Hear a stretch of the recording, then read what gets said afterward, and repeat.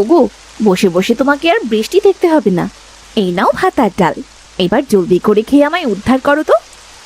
এমন করে বলো না গিন্নি, এমন করে বললে যে খুব কষ্ট লাগে গো। আমি তো তোমার স্বামী, তাই না? এমন করে বলবো না তো কেমন করে বলবো শুনি? আজ একটা বছর ধরে টানা বৃষ্টি হচ্ছে। এই বৃষ্টির জন্য ঠিক মতো না পারছি ভালো মন্দ খেতে, আর না পারছি কোথাও যেতে। এভাবে কি মানুষ বেঁচে থাকে বলো? এটাকে কি বেঁচে থাকা বলে? কি করবে গিন্নি, সবই তো প্রকৃতির খেলা। আজ এই একটা বছর ধরে বৃষ্টি নেমেই চলেছে, তা যে থামবার কোনো নামগন্ধ নেই। এদিকে এক একটা বছর বৃষ্টিতে যে চারিদিকে একবারে পানি জমে গেছে, এটা কি আর আমাদের হাতে আছে? সবই তো বিধাতার উপর। সব বিধাতার ওপর ছেড়ে দিলে আমাদের পেট চলবে কি করে শুনি? বিধাতার কাজ বিধাতা করবে, আর আমাদের কাজ আমাদেরকেই তো করতে হবে। তুমি জলদি করে ভালো একটা কাজ খুঁজে বের করো, নয়তো এসব ডাল ভাত আমি আর খেতে পারবো না। এসব খাওয়ার চেয়ে বরং তুমি আমাকে বাপের বাড়িতে রেখে এসো। আরে কিসের মধ্যে কিসের কথা বলছো গিন্নি? তুমি আবার বাপের বাড়ি কেন যাবে শুনি? আর এই বৃষ্টির সময় তো তুমি তোমার বাপের বাড়িতে কোনোভাবেই যেতে পারবে না। দেখি আর কয়েকটা বছর, এর ভেতরে যদি বৃষ্টি না থামে তাহলে তোমাকে নিয়ে আমি অন্য একটা উপায় খুঁজে দেখব, এই কথা দিলাম তোমাকে। এই কথা তো আরো 1 বছর ধরে বলে আসছো, কই কখনো তো তোমাকে কিছু করতেই দেখলাম না। চপ্প সব, এখন জলদি করে খেয়ে বাজারে যাও দেখি। বাজার থেকে চাল আর ডাল নিয়ে এসো, নইলে কিন্তু ভাত আর ডালটাও পেটে পড়বে না, না খেয়ে মরতে হবে। আচ্ছা আচ্ছা, ঠিক আছে গো গিন্নি, ঠিক আছে, যাচ্ছি যাচ্ছি গিন্নি, যাচ্ছি। তার আগে দুটো তো খেয়ে নিই নাকি? আচ্ছা ঠিক আছে, তুমি তাহলে খাওয়া শুরু করো, আমি ততক্ষণে বাজারের ব্যাগটা নিয়ে আসছি। আরে এ কি, নৌকাটা তো দেখছি একেবারে ভিজে গেছে। এই ভেজা নৌকা নিয়ে এখন আমি কিভাবে বাজারে যাব সেটাই তো বুঝতে পারছি না। এই যে, এই নাও ছাতা আর বাজারের ব্যাগ। ছাতাটা মাথায় দিয়ে দিও, আর বাজারের ব্যাগটা নৌকায় রেখে দাও। এরপর নৌকা নিয়ে বাজারে যাও। এই না হলে আমার বউ, দেখো মাথায় কি বুদ্ধি। আমি বলতে না বলতেই দেখছি ছাতাটাও নিয়ে এসেছো। দাও দাও, তুমি আমাকে জলদি করে ছাতাটা আর বাজারের ব্যাগটা দাও। আমি নৌকা নিয়ে এখনই বাজারে চলে যাচ্ছি। বলা তো যায় না, বৃষ্টি আবার কখন বেড়ে যায়। আচ্ছা ঠিক আছে, সাবধানে যেও। আর শোনো, যদি পারো না তাহলে একটা মাছ কিনে নিয়ে এসো। মাছ? আচ্ছা ঠিক আছে, যদি টাকাতে হয় তাহলে অবশ্যই একটা মাছ কিনে নিয়ে আসবো। ও নিয়ে তুমি অত ভেবো না গিন্নি।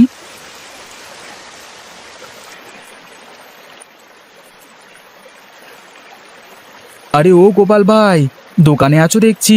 তা আমার যে কিছু সদাইপাতি লাগবে, জলদি করে দিতে পারবে তো?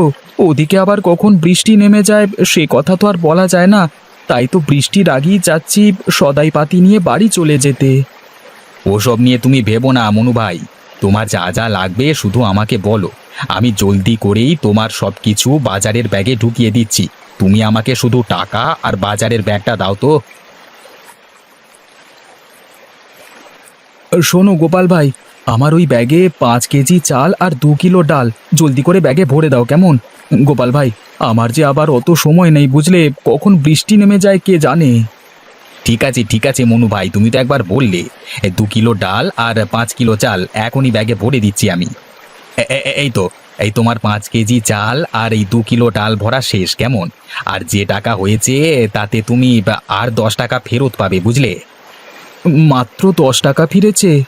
আচ্ছা ঠিক আছে গোপাল ভাই, তুমি আমাকে 10 টাকাটাই ফেরত দাও। এই তো, এই নাও তোমার 10 টাকা, আর এই হলো তোমার সদাই পাতির ব্যাগ।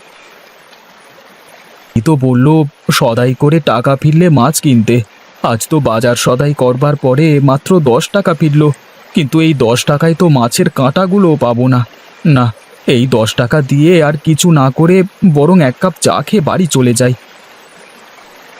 ওই তো পাশেই মতি ভাইয়ের একটা চায়ের দোকান দেখতে পাচ্ছি, যাই 1 কাপ চা খেয়ে আসি। আজকে একটা বছর হতে চললো একটানা বৃষ্টি নেমে চলেছে। এভাবে চলতে থাকলে তো পুরো দেশ এক সময় জলের তলায় ডুবে যাবে। তখন তো আর আমাদের যাওয়ার কোনো জায়গা থাকবে না। সে কথা আর বলো না মতি ভাই, সে কথা বলে আর কি লাভ বলো? আজকে একটা বছর ধরে এই বৃষ্টির সাথেই সংসার করছি। এই বৃষ্টির ভেতর গোসল করছি, বাজার করছি, খাচ্ছি, এমনকি কাজকর্ম সবই করতে হচ্ছে এই বৃষ্টির সাথেই। শুধু বৃষ্টি হলেও কথা ছিল, সেই বৃষ্টির জলে তো আবার চারিদিকটা একেবারে ডুবে গেছে। এতে করে যে দিন দিন আমাদের সমস্যা আরো বেরিয়ে চলছে গো। ও কথা আর বলো না দাদা, এই বৃষ্টি তো আমাদের জীবনটা একেবারে শেষ করে দিয়েছে। বৃষ্টির জলে গ্রামটা ডুবে যাওয়ার পাশাপাশি আমাদের নিজেদের জীবনটাও ডুবতে বসেছে। কি আর করবে দাদা, সবই তো বিধাতা লীলা খেলা। সে খেলা কি আর আমরা বুঝি? তুমি যাই বলো মনু ভাই, এভাবে কিন্তু আর চলা যায় না। আজ একটা বছর ধরে বৃষ্টির ভেতর দাঁড়িয়ে দাঁড়িয়ে চায়ের দোকানদারি করছি। এই জলের যত সাপ পোকামাকড় আছে সব এসে এই দোকানের ভেতরই জড়ো হয়। বাবারে বাবা, এগুলো সাফ করতে করতে যে আমার জীবনটাই একেবারে শেষ হয়ে গেছে গো। না না, এসব বলে তো আর কোনো লাভ নাই মতি দাদা। সবই তো একটা বছর ধরে চলছে। এখন এগুলোর সাথে সাথে ধীরে ধীরে মানিয়ে নেওয়া ছাড়া আমাদের আর কোনো উপায় নেই। সে তুমি ঠিক কথাই বলেছ।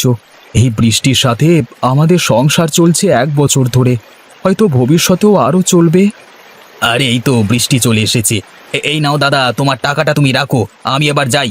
বৃষ্টি আসবার আগেই বা আমাকে আবার চলে যেতে হবে। গিন্নি, মা যে আজকে আসবে তুমি আমাকে বললে না?